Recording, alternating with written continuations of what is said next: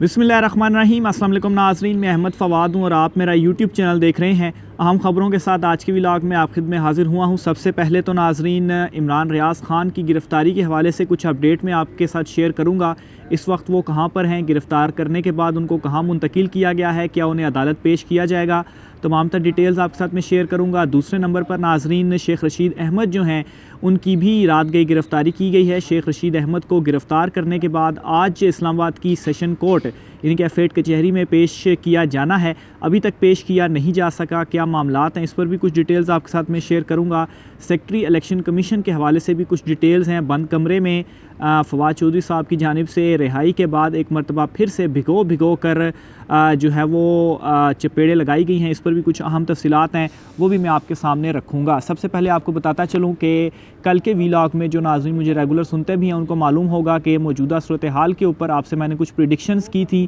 कि इस वक्त पाकिस्तान तहरीक इंसाफ के गिर्द जो घेरा है वो इस कदर तंग किया जा रहा है कि उनके रहनुमाओं के ख़िलाफ़ मुख्तलिफ़ जो मुकदमात हैं वो दर्ज करके उनकी गिरफ़्तारियाँ की जा रही हैं। कल असद उमर के हवाले से मैंने आपके साथ एक छोटा सा वाक़या इलेक्शन कमीशन में हुआ था, मैंने आपके साथ शेयर किया था कि वो इलेक्शन कमीशन में पेश हो गए थे, लेकिन स्ट्रेटजी ये नहीं थी कि उन्होंने पेश नहीं होना था। तो बहरहाल शानदाना गुलजार साहिबा हैं, उनके हवाले से भी इतलात आ चुकी हैं कि उन्हें भी उन पर भी जो मुकदमा है वो दर्ज किया जा चुका है। इसके अलावा फ़ारूक हबीब पर भी मुकदमा दर्ज हुआ है और ये तो सिर्फ़ जो पाकिस्तान तहरीक इंसाफ की मेन लीडरशिप है। इसके अलावा अगर मैं आपको खाली इमरान ख़ान साहब के हवाले से ही बताऊँ तो उनके ऊपर इस वक्त सुप्रीम कोर्ट से लेकर सेशन कोर्ट यानी कि टॉप कोर्ट से लेकर लोअर कोर्ट तक जो मुकदमात हैं, इवन के इलेक्शन कमीशन में FIA में जो मुकदमात हैं वो इमरान ख़ान साहब के ख़िलाफ़ इस वक्त चल रहे हैं। सबसे पहले तो आप देख लें कि तोशा खाना का केस जो उनके ऊपर चल रहा है, फिर इसके अलावा ममनुआ फंडिंग का, फिर इसके अलावा जो टेरियान वाइट का जो केस है उसमें इस्लामाबाद हाई कोर्ट की जानिब से एक लार्जर बेंच आज जो है वो बनाया गया है जो इस केस की समाअत करेगा। ये इसमें लेटेस्ट अपडेट हुई है। हालांकि ये वो केस है जिसे इस्लामाबाद हाई कोर्ट के ही साबिक चीफ जस्टिस अतर मिनल्ला साहब जो हैं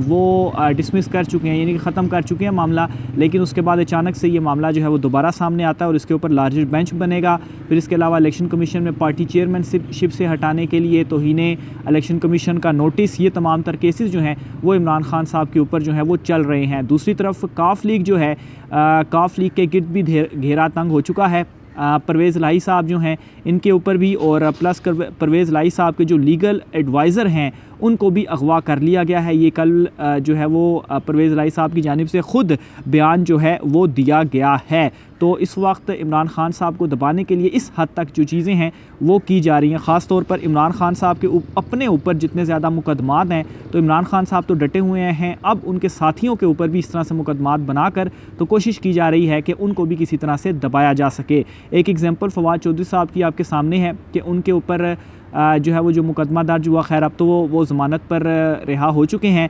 बहरहाल शेख रशीद के मुकदमे की मैं आपको तफसीलात बताऊं तो जब उनको गिरफ़्तार किया गया तो कुछ चीज़ें हैं जो कि बताई जा रही हैं कि एक तो उनसे शराब की बोतल बरामद हुई, फिर इसके अलावा वो नशे की हालत में थे, फिर इसके अलावा उनसे जो है वो असलहा बरामद हुआ। और जो मेन उनके ख़िलाफ़ मुकदमा वो यही था कि आसिफ जरदारी के ऊपर जो उन्होंने इल्ज़ामात लगाए कि इमरान ख़ान साहब को मरवाने के लिए इन्होंने दहशत गर्दों को पैसे दिए। तो असल मामला तो यही था जिसके ऊपर उनकी गिरफ़्तारी हुई, लेकिन इसके अलावा ये जो मज़ीद चीज़ें डाली गई हैं, शराब की बोतल और नशे की हालत और असलहा बरामद वगैरह, तो इससे आप समझ लें कि इस वक्त ये सियासी मुकदमात जो हैं वो किस तरह से बनाए जा रहे हैं और कैसे इमरान ख़ान साहब को दबाने की कोशिश इस वक्त की जा रही है। इसके अलावा शेख रशीद साहब को रात के गिरफ़्तार किया गया, लेकिन शेख रशीद साहब का बयान सामने आ चुका है। वो कह रहे हैं कि वो डटे हुए हैं और वंस अगेन उन्होंने आसिफ जरदारी और बिलावल भुट्टो जो हैं उनके ऊपर तनकीद भी की। और बहरहाल शेख रशीद साहब कहते हैं जी कि मैं डटा हुआ हूँ, उन्हें आज इस्लामाबाद एफेड कचहरी में पेश किया जाना है, यहाँ पर ज़ाहिर सी बात है उनका रिमांड लिया जाएगा। इस हवाले से पुलिस का मौक़िफ़ भी सामने आ चुका है और उनका ये मौक़िफ़ है कि 7 रोज़ा जिस्मानी रिमांड की जो इस्तदा है वो अदालत से शेख रशीद अहमद के हवाले से की जाएगी। बहरहाल इसमें भी यही होना है जो कि फवाद चौधरी साहब के साथ हुआ, जिस्मानी रिमांड और 2-3 रोज़ का जिस्मानी रिमांड मंजूर होगा और कुछ दिन इनके ख़िलाफ़ भी ये सिलसिला चलेगा और फिर उसके बाद इनकी भी जो ज़मानत है वो हो जाएगी। लेकिन ज़ाहिर सी बात है दबाने के लिए ये जो चीज़ें हैं वो की जा रही हैं, क्योंकि दूसरी तरफ मुस्लिम लीग नून जो है वो भी इस वक्त मुकम्मल टूट चुकी है, चीज़ें सबके सामने आ चुकी हैं। शाहिद खाकान अब्बासी का इस्तीफ़ा जो है कल मैं डिटेल बता चुका हूँ। साद रफ़ीक साहब का भी बयान सामने आता है कि मरीम नवाज़ जो हैं वो उनकी लीडर नहीं है और शायद खकान अब्बासी ने भी इसीलिए इस्तीफ़ा दिया, मिफ्ता इस्माइल भी इसीलिए बोल रहे हैं और दूसरी तरफ मरीम नवाज़ भी इनको कह रही हैं कि आपने जाना है तो आप चले जाएँ, हमारी जमात में मोरूसी सियासत ही जो है वो चलेगी। इसके अलावा नाज़रीन, फवाद चौधरी साहब की जानिब से वंस अगेन वही जो उनका अंदाज़ होता है, कल जब वो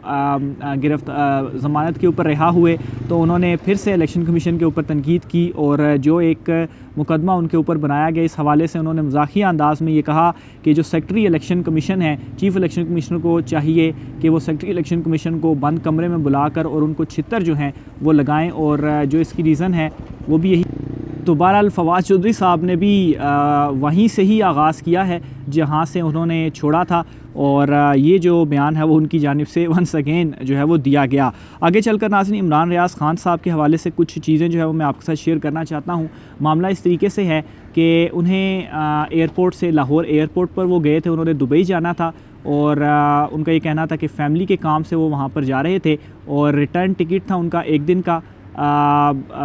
लेकिन वहाँ पर जाकर उनको मालूम हुआ कि उनका जो नाम है वो रेड लिस्ट में शामिल है, यानी कि उनको इजाज़त नहीं है बाहर जाने की। और इस दौरान 3-4 ट्वीट्स भी इमरान रियाज़ ख़ान साहब की आई और फिर उसके बाद वहीं से उनको जो गिरफ़्तार है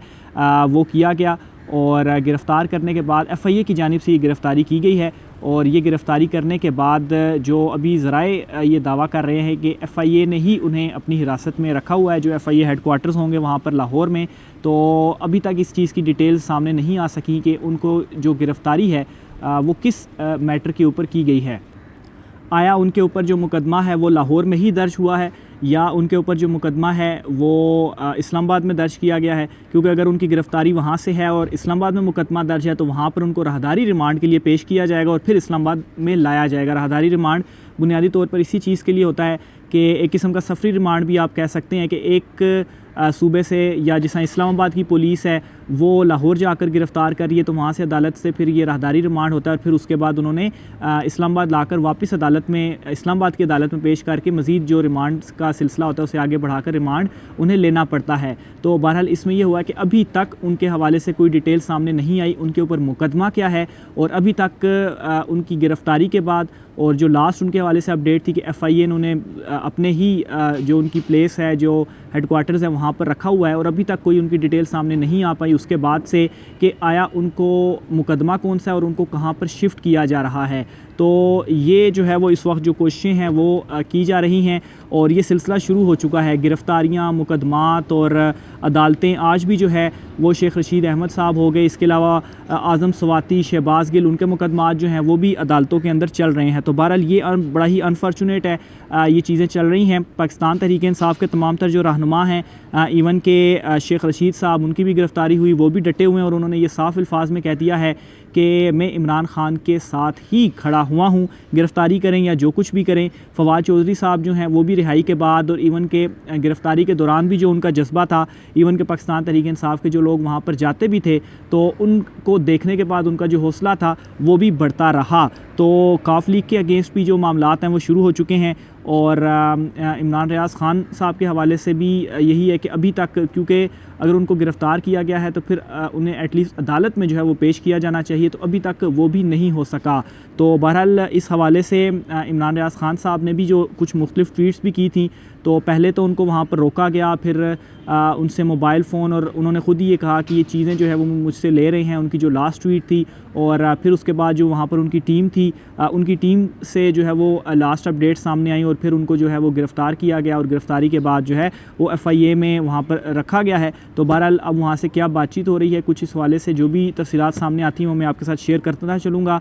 इस वक्त F8 कचहरी जो है वो मैं अब जाने वाला हूँ, क्योंकि शेख रशीद साहब को वहाँ पर पेश करना है उन्होंने। उस प्रोसीडिंग में क्या होता है वो सारी मैं आपके साथ शेयर करूँगा कि आया उनका जो है वो अब क्या मामला चल रहा है। बहरहाल आखिर में एक और ख़बर है वो मैं आपके साथ शेयर करता चलूँ कि राय हैदर अली जो हैं वो साथियों समेत पाकिस्तान तहरीक इंसाफ में शामिल हो चुके हैं। ये मुस्लिम लीग नून के रहनुमा थे, लेकिन इन्होंने जो है वो इमरान ख़ान साहब के साथ जो पाकिस्तान तहरीक इंसाफ में जो शमूलियत है वो इख्तियार कर ली है। बहरहाल अनफॉर्चुनेटली ये तमाम तर जो मुकदमात हैं वो पाकिस्तान तहरीक इंसाफ के अगेंस्ट तेज़ कर दिए गए हैं, लेकिन इनको अभी तक समझ नहीं आ रही कि जितना जितना ये दबाने की कोशिश कर रहे हैं उतना ही ये लोग जो है वो डट भी रहे हैं और मज़ीद उभर कर जो है वो सामने आ रहे हैं। फवाद चौधरी को देख लें कि जो मलाजिर वहाँ पर मैंने देखे डिस्ट्रिक्ट कोर्ट के जितने पाकिस्तान तहरीक इंसाफ के रहनुमा उनकी सपोर्ट के लिए आए थे, तो ये मज़ीद जो है इससे पाकिस्तान तहरीक इंसाफ को जो है वो तक़वियत मिलेगी। इंशाल्लाह मज़ीद डिटेल आपके साथ में शेयर करता रहूँगा। राय का इज़हार कमेंट बॉक्स में कीजिएगा। मुझे इजाज़त दीजिए। अल्लाह हाफ़िज़।